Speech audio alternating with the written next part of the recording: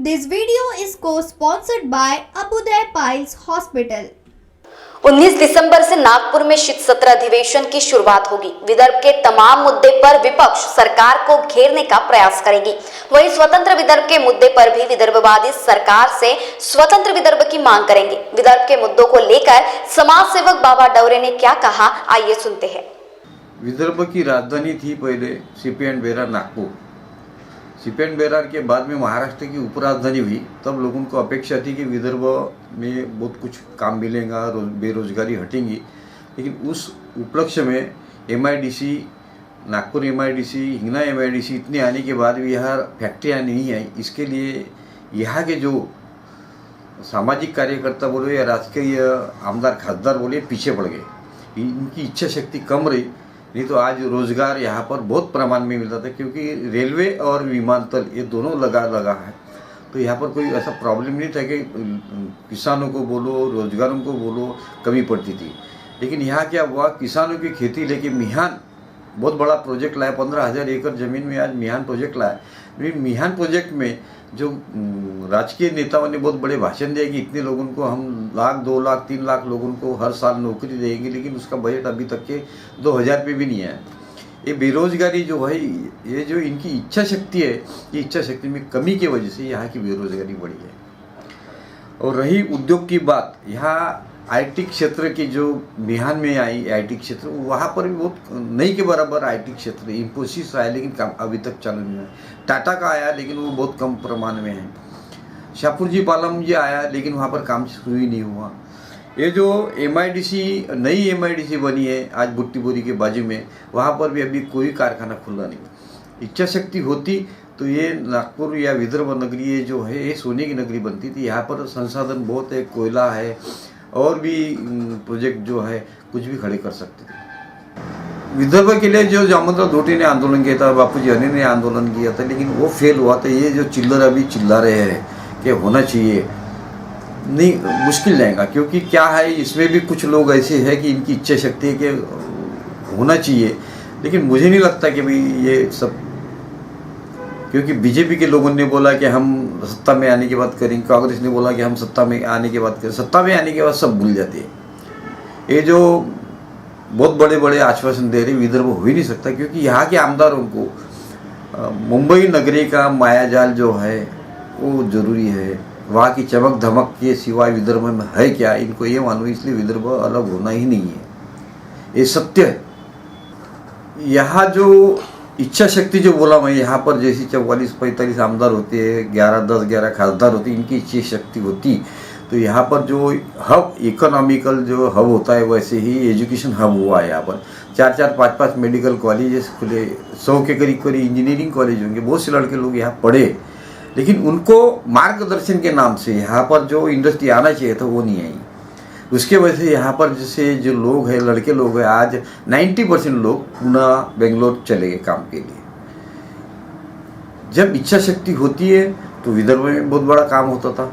यहाँ पर रामदेव बाबा ने कारखाना खोला, लेकिन आज 5 साल से कारखाना खुला ही, काम शुरू ही हुआ नहीं उनका। ये जो इच्छा शक्ति का जो प्रबल दावेदार जो है वही चुपचाप है। इसमें कैसा है, कोई भी काम करते थे इंस्पेक्टर ही इसमें ज़्यादा बोलते हैं ना, चाय से किटली गरम। मेट्रो डिवीज़न आया, मेट्रो डिवीज़न में उन्होंने अभी किसानों की खेती लेना शुरू कर दी। किसानों की खेती बोलते हैं 40% हम किसानों की खेती लेंगे, और उसके ऊपर 33% के करीब डेवलपमेंट चार्ज भी लेंगे। अब किसान के पास पैसा ही नहीं है तो करेंगे कहाँ से वो मेट्रो डिवीज़न शुरू होगा। और हुआ क्या, इसमें जिनके पास पैसा है वो ज़मीन किसानों की ले रहे, वहाँ बिल्डरशिप तैयार कर रहे, लोगों के लिए भूल थाप ये जो है। लेकिन किसानों को खड़ा करो ना, तो उनको पैसा दो, उनको खेती उपज निर्माण होना चाहिए, इसके लिए ध्यान देना चाहिए। इस पर दुर्लक्ष्य उनका।